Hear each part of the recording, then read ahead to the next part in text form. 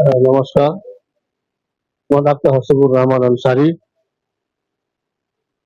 आजको दिन सुरुवात यो हप्ताको आइतबार पहिलो दिन जनता र जनस्वास्थ्य मन्त्रालय लगायत माननीय सरकार समेत आजको मेरो यो निवेदन छ। मनुष्यको कुनै पनि मनुष्यको स्वास्थ्य उपचारमा लिभर चाहिने एकदम अति आवश्यक अंग हो।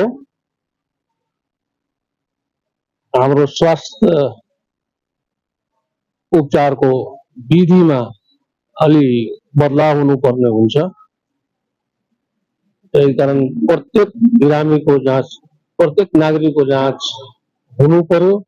लिभर चाहिने युनानी सिस्टममा हाम्रो चाहिँ पुरानो पद्धति वा आयुर्वेदले